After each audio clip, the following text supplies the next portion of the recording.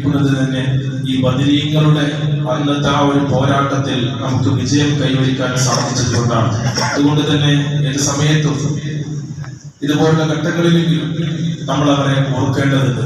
ഹിജറ, അവിടെ നിന്ന് മക്കയിൽ നിന്ന് മദീനയിലേക്ക് മുഹാജിറുകൾ പുറപ്പെട്ട് 2 വർഷം കഴിഞ്ഞ് അഥവാ ഹിജറയുടെ 2ാം വർഷം ഒരു റമദാനിൽ 17 ഒരു വെള്ളിയാഴ്ച ദിവസമാണ് ബദർ യുദ്ധം നടന്നത്.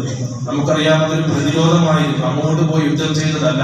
മക്കയിൽ നിന്നെല്ലാം ഇട്ടിറങ്ങി പോന്നിട്ടും ഇവിടെ വന്നിട്ട് ഇവരുടെ കൃഷികൾ തീയിട്ട് നശിപ്പിക്കുക, അവരുടെ മൃഗങ്ങളെ കൊന്നൊടുക്കുക, മുസ്ലിം സ്ത്രീകളെ അവിടെ നിന്ന് വന്ന സ്ത്രീകളെ, സഹോദരിമാരെ ഭീഷണിപ്പെടുത്തുക, ഇങ്ങനെ നിരന്തരം അധിനിവേശം നടത്തി ശല്യം ചെയ്തത് കൊണ്ടാണ് ഒരു പ്രതിരോധം സൃഷ്ടിച്ചത്. നമുക്കറിയാം, അബൂ സുഫിയാൻ അവിടെ നിന്ന് കച്ചവട സംഘത്തിന് നേതൃത്വം കൊടുത്തു. ആ കച്ചവടത്തിൽ ഉപയോഗിച്ച മുതലുകളെല്ലാം അവിടെ നിന്ന് മുഹാജിറുകൾ അവിടെ ഇട്ടുപോകുന്ന സ്വത്തുക്കൾ എടുത്തുകൊണ്ടാണ് അവര് വ്യാപാരം നടത്താൻ പോയത്. ആ വ്യാപാരം നടത്തി തിരിച്ചു വരുമ്പോഴാണ് അവരെ പ്രതിരോധിക്കാൻ വേണ്ടി, അവരെ പിടിച്ചെടുക്കാൻ വേണ്ടി ഇറങ്ങി പുറപ്പെട്ടത്. എന്നിട്ട് അവർ മറ്റൊരു വഴിയിലൂടെ രക്ഷപ്പെട്ട് അവിടെ എത്തിയപ്പോൾ കത്തെഴുതി അറിയിച്ചു മക്കൾക്കാരെ, ഇനി നിങ്ങളാരും ഇങ്ങോട്ട് വരണ്ട, അവരെ ആക്രമിക്കണ്ട എന്ന് പറഞ്ഞിട്ട് പോലും അവരത് കേൾക്കാതെ യുദ്ധത്തിന് തയ്യാറായി വരികയാണ്. അബൂജഹൽ പറഞ്ഞ് ഞങ്ങൾ അവിടെ പോയി 3 ദിവസം താമസിക്കും എന്നൊക്കെ പറഞ്ഞിട്ട് അവൻ പറയുന്നുണ്ട്, ഞങ്ങളവിടെ വിളയാടും എന്ന രീതിയിൽ കണ്ടുപിടിച്ച് മത്ത് പറഞ്ഞ് സ്ത്രീകളുടെ ഡാൻസും പാട്ടുമായിട്ട് ഞങ്ങൾ അവിടെ ആഘോഷിക്കും, ബദറിൽ മുസ്ലിങ്ങളെ പരാജയപ്പെടുത്തും എന്ന രീതിയിൽ അബൂജഹൽ അഹങ്കാരം കൊണ്ട് പുറപ്പെട്ടതാണല്ലോ നമുക്കറിയാം. അങ്ങനെ നമുക്കറിയാം 950 പേർ വരുന്ന ശത്രുക്കൾ. ഈ ശത്രുക്കൾ അവരുടെ കയ്യിൽ എല്ലാവിധ സംവിധാനങ്ങളും ഉണ്ടായിരുന്നു.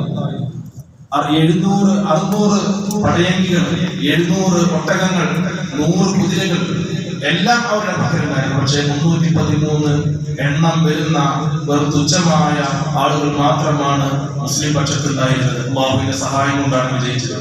അവർക്കാകട്ടെ വെറും കുറഞ്ഞ കുതിരയും 2 കുതിരകൾ മാത്രമാണ്. അവരുടെ 100 കുതിര സ്ഥാനത്തുള്ള 2 കുതിരകൾ മാത്രം. ഒട്ടകങ്ങളാവട്ടെ 60 ഒട്ടകങ്ങൾ. ഇങ്ങനെയുള്ള എല്ലാ സംവിധാനങ്ങളും കുറഞ്ഞിട്ടും വിജയം കൈവരിച്ചു. ആ കൈവരിച്ച കാരണം കൊണ്ടാണ് നമ്മളൊക്കെ ഇന്ന് ഒരു മുഅ്മിനായിട്ട് നമുക്കിവിടെ ജീവിക്കാൻ സാധിക്കുന്നത്. അല്ലെങ്കിൽ ഈ ലോകത്ത് നിന്ന് ഇസ്ലാം ആ ഒരു പരാജയം സംഭവിച്ചിരുന്നെങ്കിൽ തുടച്ചു നീക്കുമായിരുന്നു.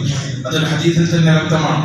അതുകൊണ്ട് തന്നെ നമ്മളൊക്കെ ബദരീങ്ങളുടെ പേരിലുള്ള നേർച്ചകൾ നടത്തുന്ന സമയത്ത്, മൗലിദ് നടത്തുന്ന സമയത്ത് അതിലേക്ക് വേണ്ട സഹായ സഹകരണങ്ങൾ സാമ്പത്തികമാവട്ടെ, ശാരീരികമാവട്ടെ, മാനസികമായിട്ട് നമ്മൾ അതിലേക്ക് മുന്നിട്ടിറങ്ങേണ്ടതുണ്ട് ഇൻഷാ അല്ലാഹ്. അതുകൊണ്ട് നാളെ നടക്കുന്ന അസറിന്റെ ശേഷം നടക്കുന്ന മൗലിദിൽ നമ്മൾ ചേരുക. അതോടൊപ്പം തന്നെ അതിലേക്ക് വേണ്ട സാമ്പത്തിക സഹായങ്ങൾ നമ്മൾ ചെയ്യുക. നമുക്കറിയാം, നമ്മുടെ ജീവിതത്തിലെ പല പ്രയാസങ്ങളും പ്രതിസന്ധികളും രോഗങ്ങളും എല്ലാം, അതിനൊക്കെ നമുക്ക് പരിഹാരമായിട്ട് അത്തരം സംരംഭങ്ങളിലേക്ക് നമ്മൾ ഉള്ള കഴിവനുസരിച്ച് നമ്മൾ സംഭാവനകൾ നൽകുക. അല്ലാഹു തആല ഖബൂൽ ചെയ്യട്ടെ. അൽഹംദുലില്ലാഹി റബ്ബിൽ ആലമീൻ. اللهم صل وسلم وبارك على رسولك سيدنا وحبيبنا محمد وعلى آل سيدنا ومولانا محمد. റഹ്മാൻ റഹീമായ സയ്യിദായ മലിക്കുൽ ജബ്ബാറായ അല്ലാഹുവേ, ഒരുപാട് സംഭാവനകൾ വായിച്ചു റബ്ബേ. അത് ആരൊക്കെ തന്നു എന്നത് കൃത്യമായിട്ട് നിനക്കറിയാം. അവരുടെ ഉദ്ദേശങ്ങൾ എന്തൊക്കെയാണെന്ന് നിനക്ക് കൃത്യമായിട്ട് അറിയാം.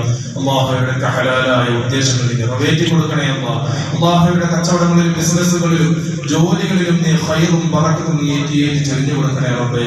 അവരുടെ മക്കളെ നീ സ്വാലിഹീങ്ങളാക്കണേ റബ്ബേ. അല്ലാഹുവേ, പരീക്ഷയിൽ ജയിച്ച ആ മോൻ അല്ലാഹുവേ ഉന്നതങ്ങളിൽ എത്തിക്കണേ റബ്ബേ. അതുപോലെ തന്നെ സംഭാവനകൾ നൽകിയ ആളുകൾ അല്ലാഹുവേ, അവരുടെ എല്ലാവിധ പ്രയാസങ്ങളും ബുദ്ധിമുട്ടുകളും നീ ദൂരീകരിക്കണേ അല്ലാഹ്. രോഗങ്ങൾ ശിഫയാക്കി കൊടുക്കണേ അല്ലാഹ്. മരണപ്പെട്ടവർക്ക് വേണ്ടി ഹദിയ ചെയ്തവരുണ്ട് റബ്ബേ. അല്ലാഹുവേ, അവരിൽ നിന്ന് മരണപ്പെട്ടു പോയ ആളുകളുടെ റൂഹിലേക്ക്, ഖബറുകളിലേക്ക് അല്ലാഹുവേ ഈ സംഭാവനകളുടെ സവാബിനെ എത്തിച്ചു കൊടുക്കണേ റബ്ബേ.